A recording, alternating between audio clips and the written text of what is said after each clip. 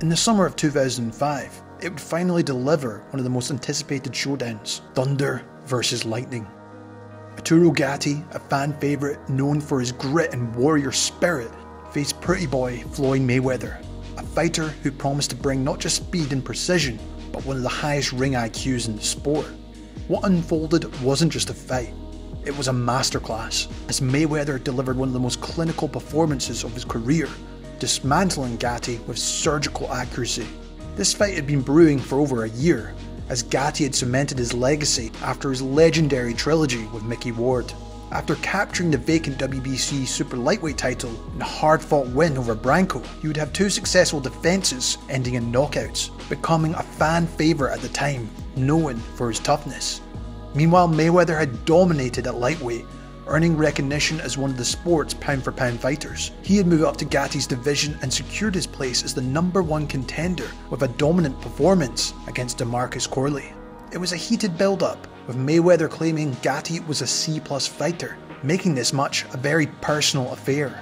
Come Saturday night next week, all the fans tune in because I'm going to dominate. This guy is flat-footed, swing wild. I'm not worried about who his trainer is because his trainer can't get in there and fight for him. The fans in Atlantic City can't get in there and fight for him. I'm ready, mentally, physically. I want all the fans to tune in because I'm going to treat him like he's a C+ fighter. I'm going to dominate, I'm going to dog this fighter. Floyd was entering his physical prime, bringing unmatched speed, skill and an unbeaten record. Arturo Gatti, 5 years older, had been through his fair share of wars and carried hopes the Atlantic City crowd would be getting behind him, alongside his new corner of Buddy McGirt and former opponent Mickey Ward. However, there was concerns for Gatti making weight, as he had a 28-pound cut to hit the limit. That toll, combined with Mayweather's superior skill set the stage for a fight more lopsided than he ever would have thought. We all know thunder make noise, but lightning strikes. And I'm going to strike because I'm ready. I came to camp in shape. I'm wearing 140 right now. I'm ready to fight this week. I was ready to fight 4 weeks ago. Like I said before, I'm going to take this guy into deep waters and I'm going to drown him.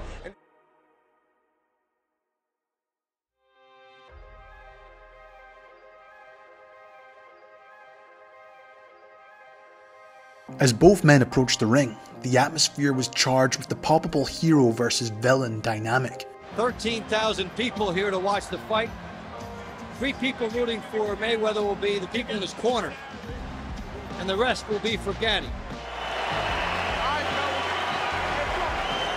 McGirt has said that they can't sit in front of Mayweather. Gatti fought out of a lower lead hand stance, fighting from a bladed posture, while Floyd, widely regarded as the master of the Philly shell guard, showcased his trademark defensive style. However, Mayweather's deep understanding of the guard gave him the ability not only to use it masterfully, but to exploit its weaknesses when facing an opponent employing it. Get him if you land to the head. Gatti physically. Both fighters began attempting to establish their jabs. However, Mayweather quickly demonstrated the lightning speed he had, something that had been emphasised in the build-up, as he was consistently beating Gatti in the exchanges. This disparity in speed forced Gatti to target Mayweather's body instead, but his attempts often left him vulnerable to sharp counters, particularly Mayweather's precise right hands. Floyd also neutralised Gatti's momentum by parrying his lead hand and countering with quick left hooks. He's a very talented fighter. He won't abandon it voluntarily. But towards the end of the round, Gatti did well to avoid his left hook. However, as soon as he ducked below Mayweather, Floyd employed framing with his lead hand, a subtle yet effective dark art of boxing, setting up a right uppercut followed by a left hook. He can't appeal to the referee. He gets drilled as he was looking over at Earl Morton. Protect yourself at all times. Gatti was expecting the break in the action from the ref, looked at him in disbelief, lowering his guard. Floyd, though, had other ideas, capitalising with a looping left hook, getting the first knockdown of the fight. It serves as a stark reminder of the boxing adage, protect yourself at all times. That might change the controlled nature of the fight. That'll end round 1.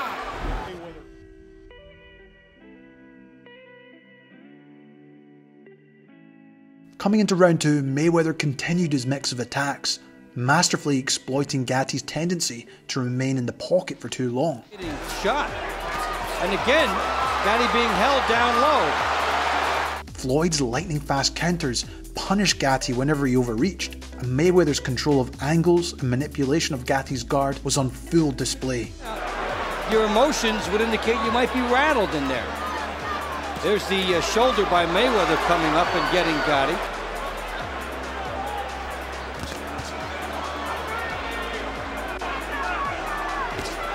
Jab by Mayweather's pretty sneaky in there. Mayweather is so quick, so quick.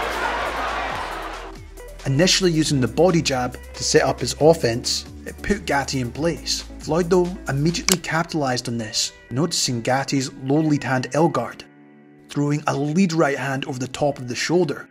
From there, he pivoted out to his right, creating an angle to unleash a clean left hook, as Arturo had no chance of countering him. Whilst demonstrating the advanced ring IQ, Mayweather used his right hand to subtly push Gatti's left arm, creating a gap for the right hand to the body before throwing another left hook to once again occupy his guard, before targeting the openings with a double right hand. Got it.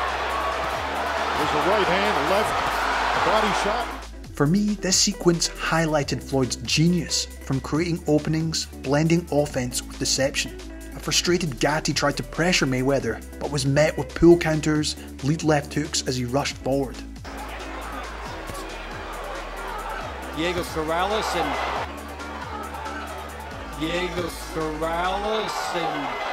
who are top-notch fighters. Right here. Floyd punished every misstep, showcasing those dazzling combinations whenever Gatti hesitated. As Sun Tzu famously said, the way to avoid what is strong is to strike what is weak. In Mayweather's case, this meant attacking from angles Gatti couldn't counter him. Customato couldn't have put it any better. That's it. See, ain't no way he's going to hit you then, right? And remember, it's always good to throw the punch where you could hit him and he can't hit you. That's what the science of boxing is all about. Remember, from the side, you can let that punch go with the worst kind of intention because you know he can't hit you back, so you can throw the bomb with all the power you can generate.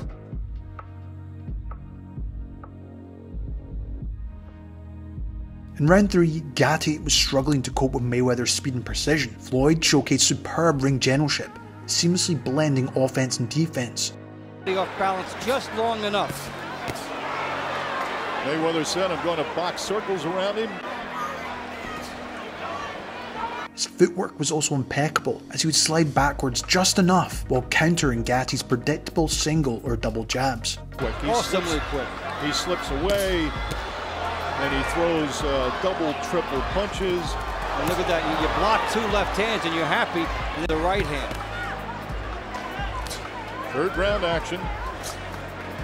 A long anticipated fight.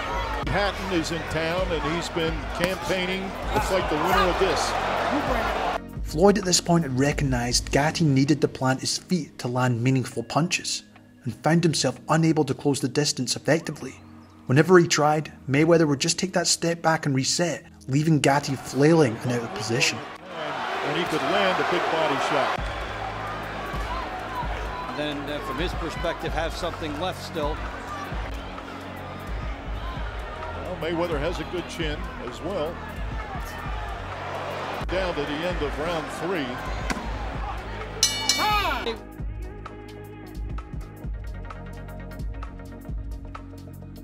It was in round 4 Floyd really started to dominate in all fronts, outboxing Gatti from the outside and outworking him in the pocket. Despite both fighters utilising a shell stance, it was Mayweather who used the superior technique.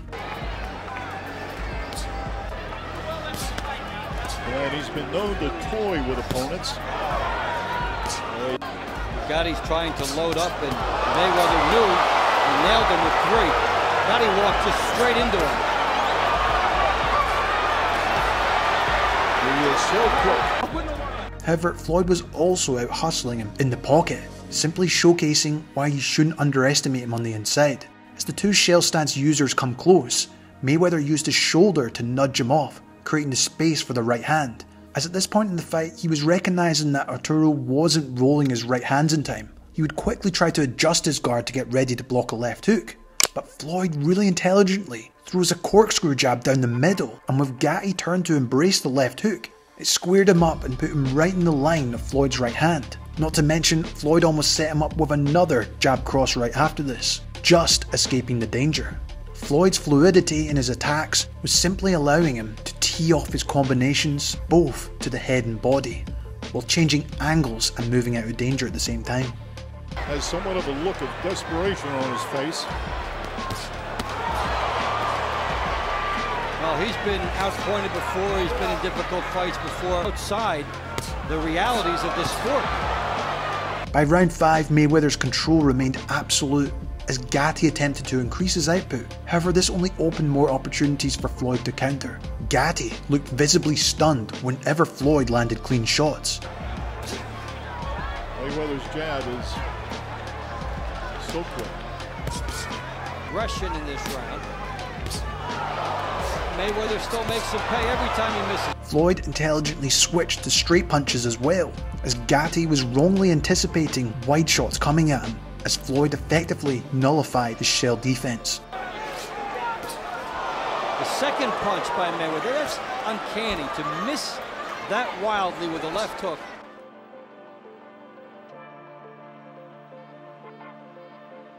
By this point, Mayweather was completely unscathed, while Gatti's face was swelling from the punishment. But once again, Arturo continued his predictable approach, leading with jabs that Mayweather effortlessly countered. The scientific idea of coming in there, jab, throw something. He may have to abandon that and just try to land a big Gatti shot. In close exchanges, Mayweather targeted the body with hooks before returning upstairs with crisp right hands. It took a long time to turn Gatti back into a boxer, and he's paying for everything right now. It was painful. Mayweather now starting to beat him. Gatti's inability to defend against Floyd's lightning rapid combinations left him vulnerable to feints and misdirection. One sequence saw Floyd feint with a jab, prompting Gatti to attempt a parry, only to be caught out by a looping left hook, followed by another one right after it. Shocked after taking these shots, he was wide open in his shell stance, with Floyd identifying that he wasn't in any way behind his lead shoulder.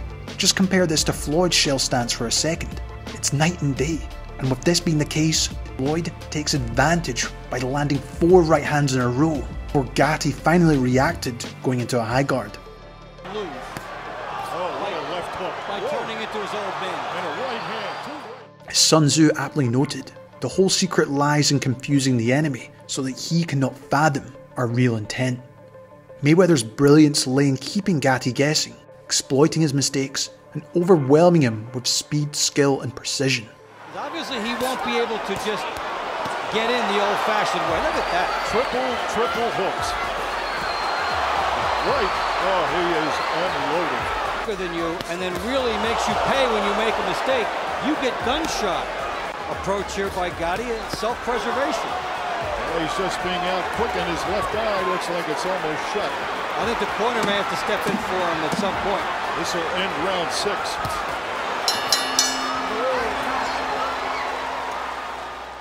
His corner had no choice but to pull the fight. Mayweather had simply put on one of his greatest performances while becoming a 3-weight world champion.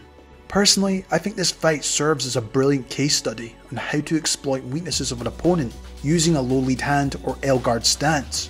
Mayweather's ability to manipulate Gatti's guard, whether pushing, framing, or feinting, opened up numerous offensive opportunities throughout the bout. His intelligent use of angles further highlighted the importance of positioning in boxing, as Floyd constantly moved to spots where Gatti was least capable of defending or counterattacking. Beyond the technical brilliance, this fight is also a reminder of the dangers of predictability. As much as I love Gatti, his consistent reliance on the same guard and straightforward attacks in this fight made him an easy target for Mayweather's adjustments. And this underscores the value of versatility, whether it be varying your approach, changing the rhythm of your offense, or adjusting defensively to your opponent's tactics. Mayweather's performance against Gatti remains a textbook example of how mastery of technique, adaptability, and ring IQ can dismantle the toughest and most determined competitors. For students of this sport, it's a fight that perfectly illustrates the artistry of creating openings, exploiting weaknesses, dictating the terms of the contest from start to finish. This has been Jamie from Boxing Life. I'd love to hear your thoughts on this fight. Do you think this was Floyd Mayweather's greatest performance? If you enjoyed, why not check out one of these 2 classic breakdowns I've done in the past? As always, thanks so much for watching, and I'll see you in the next one.